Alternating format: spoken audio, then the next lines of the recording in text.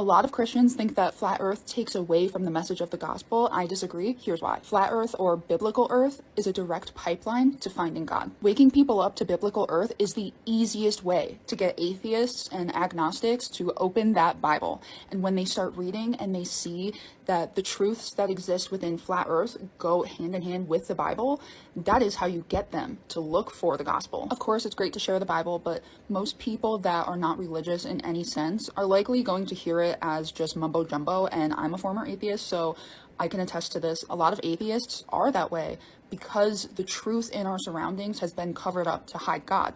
When you lift that veil for people, that is what gets them to be able to hear the message of the gospel. I think of it like going through the drive-thru for a coffee. If the gospel is the coffee or the reason that you left your house, biblical earth teachings are the car that drives you to get the coffee. Flat/biblical earth brings so many people to God. I know so many people have this story and they would have never come to God if they didn't try to disprove flat earth. And that is exactly why there are so many people that are so passionate about sharing flat earth. And that's also why they've tried so hard to discredit flat earth and get people to not even consider the idea, because it's the missing link between most atheists and becoming Christian. There's a common misconception that the pipeline goes regular Christian, super Christian, then flat earth, when the actual pipeline is atheist, flat earth, very, very Christian. It's like you skip the lukewarm phase, because biblical earth teaches you how much God is in your surroundings and how he created everything. It's such an important piece of the puzzle. Obviously, the messages and the story of Jesus's life and everything like that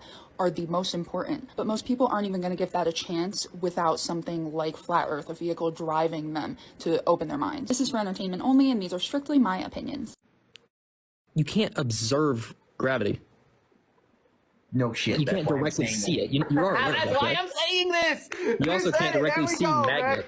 You also can't directly see magnetism, but it's still there. What's the first step of the scientific method?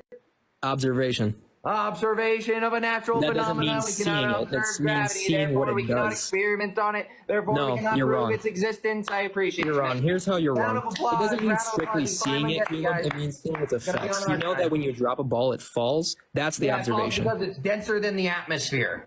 Yeah. Okay, cool. So then why does a ball of osmium and a ball of lead fall at the same rate? And they don't fall. They'd be the same density. They fall at the same rate if we drop them from a plane. Osmium's the densest element on the planet. Okay, so we drop them from a plane, and they will fall at the same rate. If they are the same shape, yep. Okay. Hold on. What's the name of this? You don't even know what osmium is? Osmium. How do you spell that? Osmium? You can't even spell it. Sound it out. O-S-M. Okay, I'm about to kick you. You're annoying. Just shut up. Shut up. Yeah, so do you realize things that are of different density fall at different rates in the atmosphere? If they're the same shape?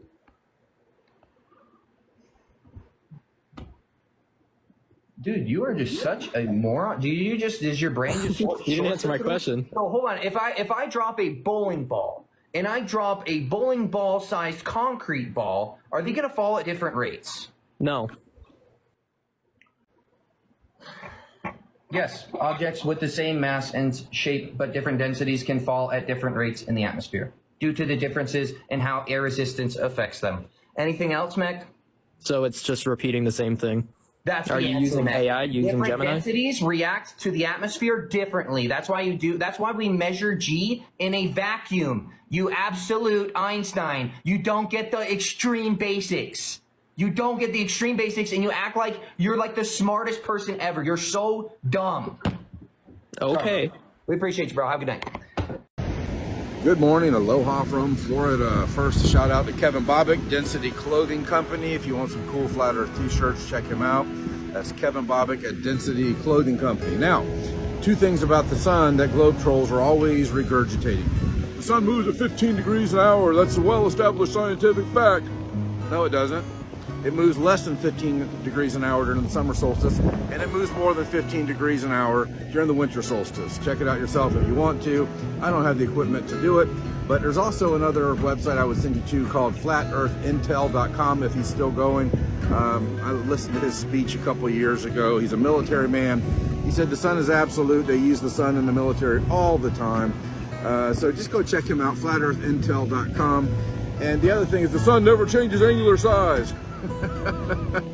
The same old trolls with the same old dumb arguments. Yes, the sun and the moon both change angular size quite often depending on atmospheric conditions. The sun can look large and huge during a sunset sometimes, and other times it can shrink into a dot, depending on if it's hot or humid out, which magnifies the sun and makes it look larger, or if it's cool and dry, which makes the sun shrink. So for those of you new to this, just be careful where you're getting your information from, and don't trust anybody. Don't trust the globe trolls. Don't trust any flat earthers. Research reality for yourself until you are confident in the truth. Globe trolls have nothing but arrogance and ignorance. Flat earthers, for the most part, have confidence because we have researched reality for ourselves for years. So the angular size of the sun and the moon does change depending on atmospheric conditions. The sun appears to move slower during the winter solstice when it is closer, slower during the summer solstice when it is closer to the magnetic center going around Earth, and faster when it is out over the Tropic of Capricorn, which is where it's headed now. Right now the sun's getting ready to rise over here. During the summer it rises pretty far over here. I've been watching the sun closely for the last few years, but definitely the last 6 months I've been watching it for the sunrises often. The sun moves across the sky in perfect patterns, so does the moon. The moon just a couple months ago was way over here. Right now the moon is rising over here. The moon goes from Tropic of Cancer to Tropic of Capricorn once a month and back. The sun does it once a year, all the way out there and all the way back over here. Just start researching reality and watching the sky for yourself. And as I said, don't trust anybody. Research reality for yourself. Go check out our documentary, The Mechanical Realm by Vika Drazov, about the Antikythera mechanism and how all the heavenly luminaries move in perfect repeating patterns over our surface around the magnetic center. Life is good. Have a great day. Would you believe me if I told you that the angle of the sun's light rays coming from the clouds could possibly prove that the sun is not 93 million miles away and a giant ball of fire in gas and space, but actually a close and local luminary or light? And people in ancient religions all worshipped the sun because it gives life to everything in this physical universe. No atom would dance without the sun. But if you pay attention to the light rays coming from the sun, if they're going straight down perpendicular to the ground, as well as diagonal to the ground, the sun in relation to the ground, you can see crepuscular light rays. This should show that the sun is not 93 million miles away. But this actually only proves that it's 93 million miles away because it's just proving that light refracts countless times for no apparent reason whatsoever. And if we watch time lapses of the sun, we can clearly see it walking on the water, walking down the horizon. And if you zoom in on a sunset, you can actually see that the sun never really sets. It's just moving across our infinitely flat plane, like Minecraft. And did you know that if you point a thermometer at the light coming directly from the moon, it's actually colder than the residual air around it? Entertainment You see, the globe model is nothing more than a religion. So if you believe that is 93 million miles away in space, then the globe is your religion.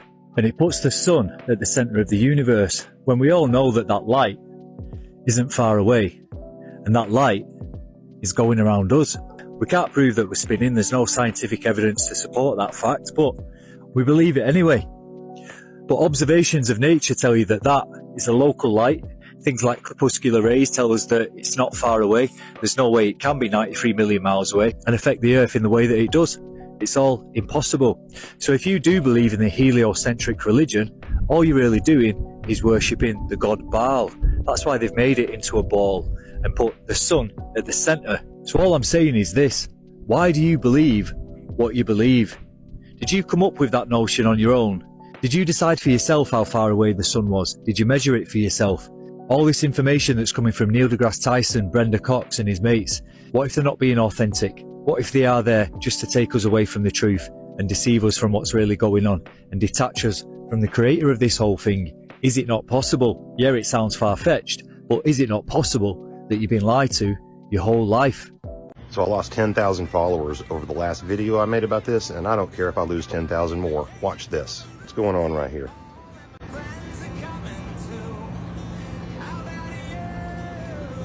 If the moon is 283,000 miles away, 243, whatever, and you cannot explain this to me, you'll never be able to.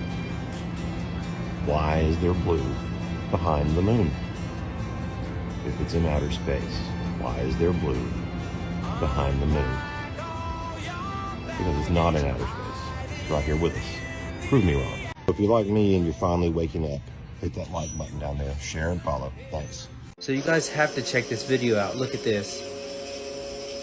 This is lightning coming through the firmament, which they call them sprites. Look at this. It gets more intense, watch. Look at this. Look. Look at that. Like, have you guys seen this before? Like, look at that. Look. It's like, what is that? Like water? Like bursting through like a wall? Firmament? Or barrier of some sort? Look at this. Look at that. What the heck? Watch. Look at that.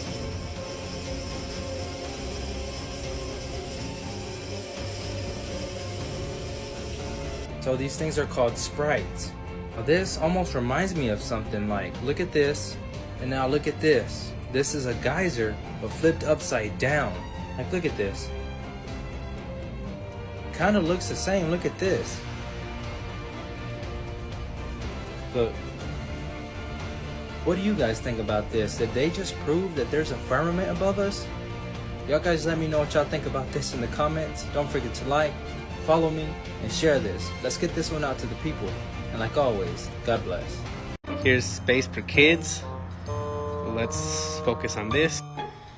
There is no exact boundaries between the atmosphere and outer space. Atmospheric gases become thinner the higher up you go. Now this is the important part. The atmosphere just keeps getting less and less dense until it blends into outer space. Now what is outer space? From space.com, space is an almost perfect vacuum. Okay? I mean, we all knew that. Now, go ahead, show me an experiment that proves space-time, the bending of space-time, keeps this atmosphere next to this perfect vacuum. Because I just can't find it. It's just like a religious belief that people buy into and need it for their ball. Was this supposed to be a big gotcha moment for you? So, you have to add all the variables. If you want to get this pressure gradient, you have to add the gases. You have to add the high and low pressures, the heat and cold. So, in your model, you have space that is cold. In our model, we have the firmament that is cold, that is creating the high pressure, hydrogen, helium, nitrogen, being cold, seeking the low pressure, oxygen and air, being warmer because air and oxygen capture the heat from the sun. So this is why we get this pressure. So in an enclosed environment, we could test adding these gases. We'll get that pressure gradient, just adding all the variables. Don't act smart with me, man. I love this science stuff, man. We could have a good debate. So do you guys think Nikola Tesla was just some crazy maniac? Or was he actually onto something? He was really into electromagnetic energy. And he claimed that he could generate free energy with his Tesla coils. People have equated magnetism to God. And guess what? Polaris is at the very center of our realm. And I know the Earth is a globe, but you know what's crazy? All of the stars appear to rotate around Polaris, even though we're supposedly orbiting around the sun. You know what's even crazier? All of the other planets appear to rotate around Polaris. What if Polaris is not just some star that happens to be appearing to be the center of our universe, but it actually is the magnetic center of our universe?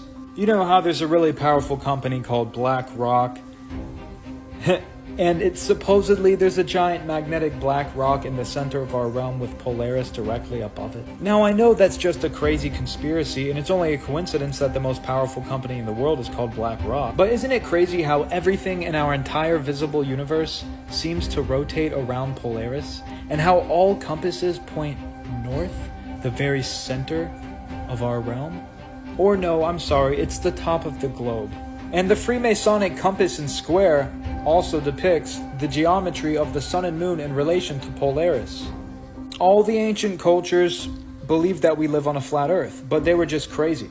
I mean, perhaps they were chewing on too many betel nuts and eating too many ayahuasca leaves. Because the earth is totally a globe, right? 7 planets, 7 chakras, 7 days of the week, 7 deadly sins.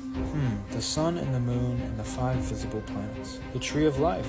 Kind of looks like a Taurus field. All right, listen up.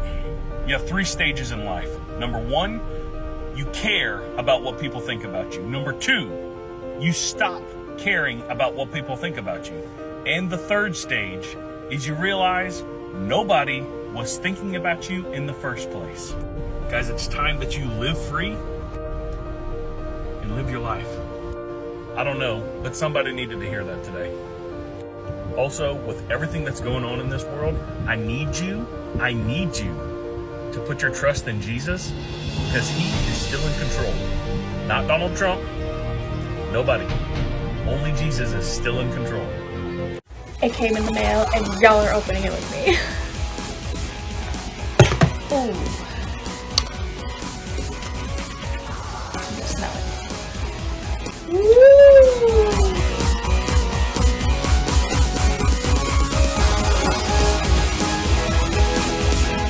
Here we go. The flat Earth map dates back over 1,000 years. This map is credited to being created by a Persian astronomer. His name was Al-Biruni, and he lived between 973 AD to 1048 AD.